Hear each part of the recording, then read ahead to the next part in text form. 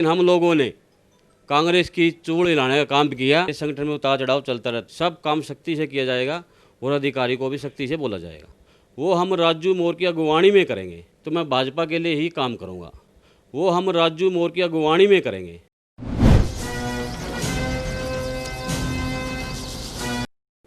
नमस्कार, मैं विकास और आप मेरे साथ देख रहे हो खबर तहलका। और आज हमारा प्रोग्राम सीधी बात के आज के हमारे मुख्य मेहमान एक ऐसी शख्सियत जिनके पिता जनता दल से उन्होंने शुरुआत की और फिर बीजेपी में अटल बिहारी जी पहली बार जब सफ़ेदों में आए तो उसकी जो अगवानी करने वाले हैं कंवर जयदेव राणा, जिनको लंबे समय तक संगठन में काम करने के बाद जिला जो है जिला अध्यक्ष थे वो किसान मोर्चा के, और उनके ही बेटे हैं, उन्हीं से प्रभावित होकर सुखदेव राणा जो कि युवा मोर्चा में जिला के अध्यक्ष रहे और जिला महामंत्री रहे, और कई चीज़ें उनके पास रही जिम्मेवारी। बजरंग दल सफ़ेदों के वो अध्यक्ष रहे, संयोजक रहे।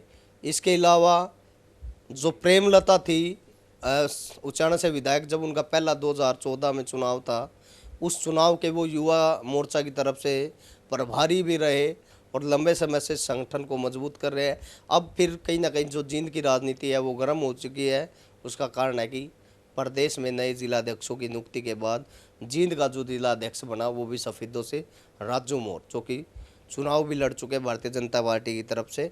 अब हम उनसे सुखदेव राणा से हम चर्चा करना चाहेंगे और चर्चा में हम उनसे आपके सवाल लेंगे और सीधी बात के सीधे सवाल हम ले चलते हैं आपके सीधा सुखदेव राणा के पास। सुखदेव राणा जी, आपका सबसे पहले तो स्वागत करता हूं मैं।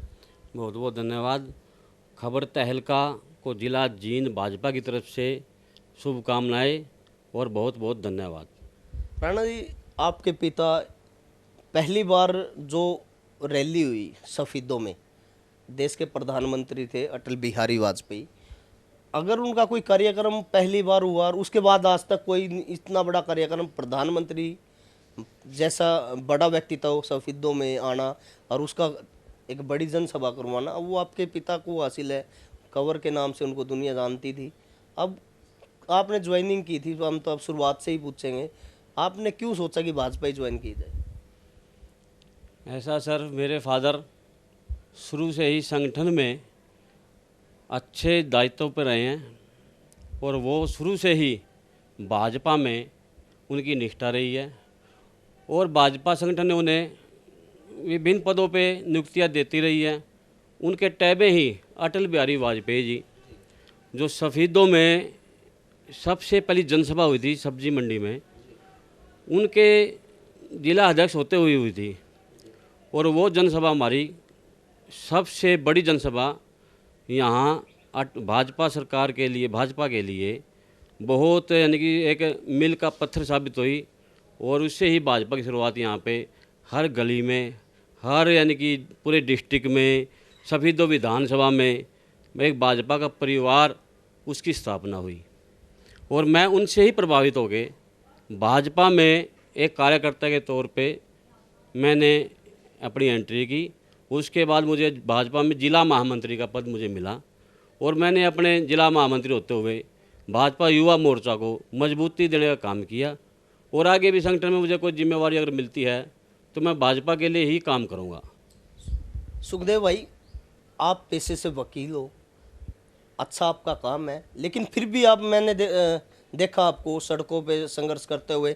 जब प्रदेश में, इन देश में जब कोयला घोटाला हुआ था, कोयला घोटाला जब हालांकि बीजेपी की सरकार नहीं थी, कांग्रेस की सरकार थी, लेकिन आप उस समय युवा होने के नाते इतना प्रदर्शन करने प्रदेश के अलग अलग हिस्सों में जाते थे। एक बार तो काफ़ी पिटाई भी हुई थी हिसार की मैं बात करूं। जी जी जी, अपने कांग्रेस के टाइम में जिंदल जी थे, वो कोयला मंत्री थे। उनके टाइम में कोयला घोटाला हुआ था।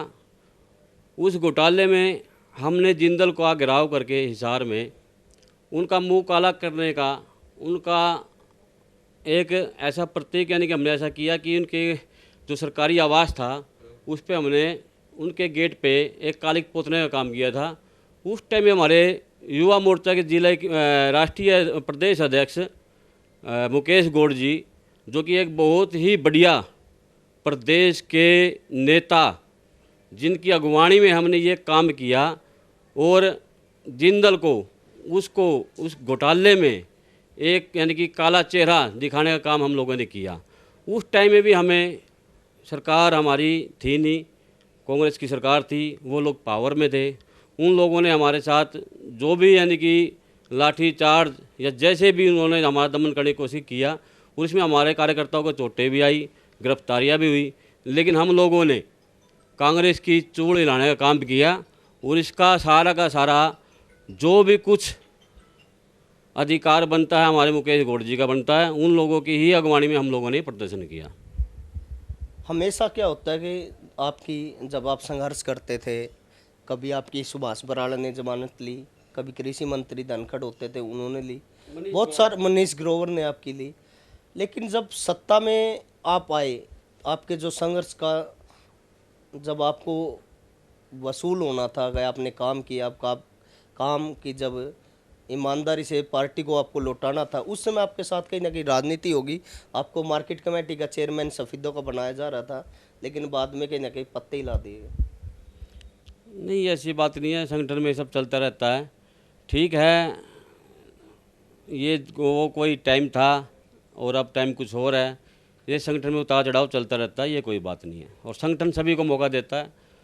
कल किसी और का टाइम था, आज हमारा टाइम है, ये सब चलता रहता है। ये राजनीतिक उतार चढ़ाव है कोई। चलिए राणा जी, आपका जो गांव है मुआना गांव है, काफ़ी वोटर्स वहाँ है, जींद जिले का सबसे बड़ा गांव है, तो ऐसे में वहाँ समस्याओं की भी कमी बहुत ज़्यादा है। तो समस्याएं को निपटाने के लिए उनको एक अच्छे चेहरे की ज़रूरत थी, और अब आप मुआना के लिए, खासकर मुआना के अलावा और भी 72 गाँव हैं, तो इन लोगों के लिए अब आप, क्योंकि नया संगठन में अब आप आए हो, संगठन अभी नया बना है, क्योंकि जिला अध्यक्ष बना है, तो कार्यकारिणी भी अभी गठित होने वाली है, तो आपकी प्रायोरिटी खासकर मुआना के लिए क्या रहने वाली है? देखो, ये मेरा सौभाग्य है कि मेरा गांव मुआना है, जो सफीदो विधानसभा में सबसे बड़ा गांव है। और ऐसा कुछ नहीं है, हमारे जिला के अध्यक्ष राजू मोर जी को बनाया गया है। उनकी अध्यक्षता में पूरे ज़िले का ही हम विकास करेंगे। पूरे ज़िले में जितने भी गांव हैं उनका विकास करेंगे। बस मेरा पैतृक गांव मुआना गांव है, तो मैं कोशिश करूंगा ज़्यादा से ज़्यादा मैं अपने गांव में सरकार की जो योजनाएं हैं उनका बेनिफिट मैं आम लोगों को दिला सकूं, अपने गांव को दिला सकूं। और जो कमियां रह गई हैं हमारे पिछले कार्यकाल में, हम उसको पूरी करने की पूरी कोशिश करेंगे। और मुआना गांव सफीदों का भी बड़ा गांव होने के नाते उसका अधिकार भी है कि उसकी शहरी सुविधा से इसे लैस किया जाए। और हमारे माननीय मुख्यमंत्री जी ने तो पहले ही घोषणा की है, जो भी बड़े गाँव हैं पूरे के पूरे हरियाणा में, उन सभी को शहरी तर्ज पे ही योजनाओं का फ़ायदा दिया जाएगा और ग्रांट भी ज़्यादा दी जाएगी। हालांकि अभी जो पिटारा खुला जिला अध्यक्षों का, उसमें राजपूत समाज का पूरा ध्यान रखा गया, जो जिला अध्यक्ष भी आपके समाज को मिले। पिछले समय हालांकि जो जिला अध्यक्ष थे जींद के, वो भी आपके ही समाज के थे, उन्होंने एक रैली करवाई थी महाराणा प्रताप की जयंती, उसमें मुख्यमंत्री जी भी आए थे, और एक बड़ी घोषणा खासकर आपके समाज को, क्योंकि महाराणा प्रताप को लेकर एक चौक बनाया जाना था। पिछले लंबे समय से आज तक हम भी देखते हैं, 6 साल पूरे 5 साल अब कहीं ना कहीं नगर पालिका के कार्यकाल को भी होने वाले हैं, 4 साल से ज़्यादा समय हो गया। अभी भी जो वो मान सम्मान खट्टर की घोषणा के बाद मिलना चाहिए था, वो भी अभी अधूरा लटका पड़ा है। उसके लिए सुखदेव राणा क्या करने वाला है? रोहिला जी, मुख्यमंत्री जी ने हमारी जयंती पे, महाराणा प्रताप जयंती पे जो घोषणाएं की थी, उनको अमल में लेके आने का काम जिन लोगों ने नहीं किया, वो हम राजू मोर की अगुवानी में करेंगे। और जो घोषणा वो करके गए थे, चाहे वो जयंती का हो, चाहे महाराणा प्रताप की मूर्ति की स्थापना का हो, या कोई चौक पे कोई शहीदों की या महाराणा प्रताप की मूर्ति की स्थापना का हो, वो हम राजू मोर के साथ मिल के दोबारा से उस कार्य को पूरा करने की पूरी कोशिश करेंगे। और जो मान सम्मान हमें मुख्यमंत्री ने दिया है उसको हम लागू करवाने की पूरी कोशिश करेंगे। अच्छा, आप वकील भी हो और दबंग नेता भी हो, क्योंकि मैं आपकी कार्यशैली को देख चुका हूँ। आज भी कहीं ना कहीं लोगों के साथ शोषण होता है, चाहे थाने की बात करूँ, चाहे तहसील की बात करूँ, या कुछ कहीं ना कहीं आज भी दबंगाई का माहौल है।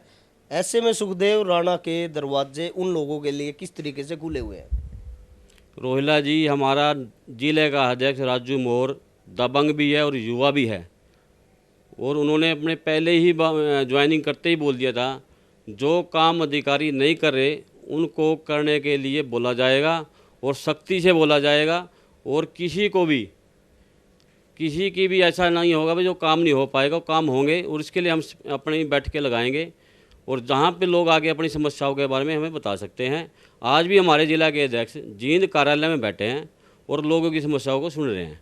कार्यकर्ताओं को भी वहाँ पे बुलाया गया है, उनकी भी कोई समस्या तो उनको भी सुन रहे हैं, उनका मौके पे निदान किया जाएगा। और आगे भी पूरा दबंगई से, पूरा यानी कि जोश से कार्यकर्ताओं को आम पब्लिक की सहायता के लिए ही प्रेरित किया जाएगा, ताकि कोई भी आदमी, आम आदमी जो हमारे ज़िले का है या हमारे मंडल का है, अगर कोई शिकायत है तो उसके साथ जाके इसकी शिकायत का निदान कराएगा। अगर कोई अधिकारी नहीं सुनता तो उसको तबीयत से सुनाया जाएगा।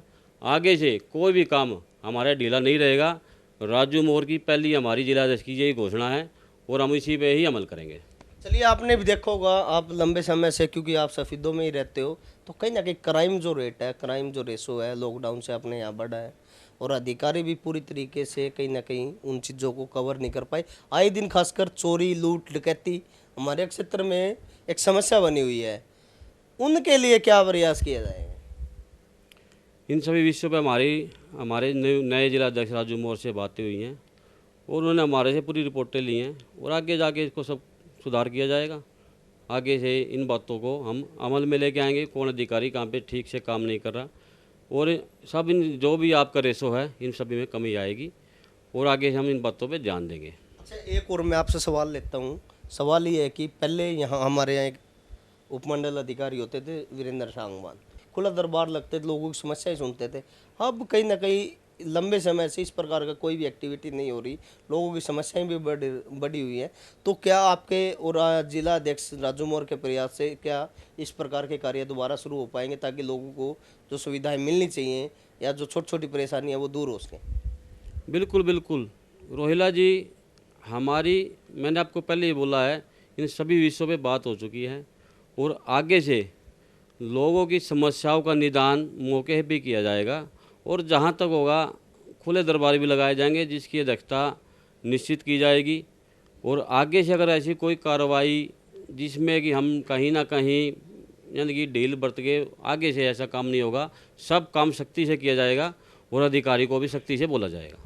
एक जो असली और लास्ट में आपसे कहूँगा, जो समस्याएं हैं सफीदो हल्के को लेकर हम चर्चा कर रहे हैं, क्योंकि आपका विधानसभा क्षेत्र भी सफीदो है।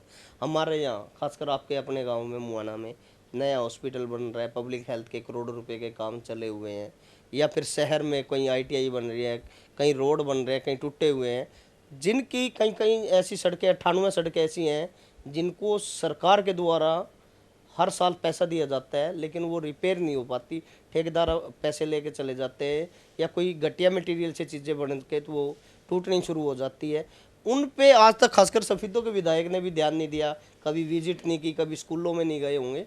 तो अब क्या उस पर भी कोई आपके संगठन द्वारा कोई संज्ञान लिया जाएगा या सुखदेव राणा के द्वारा कोई संज्ञान लिया जाएगा? रोहिला जी, मैं आपको बार बार यही बात बोल रहा हूँ, हमारे नए जिला अध्यक्ष राजू मोहर युवा भी हैं और दबंग भी हैं। जो भी ऐसे काम जो हमारे पेंडिंग रह गए या बीच में छोड़ दिए गए या लापरवाही बरते गए, उन सभी पर संज्ञान लिया जाएगा और सभी को पूरा किया जाएगा।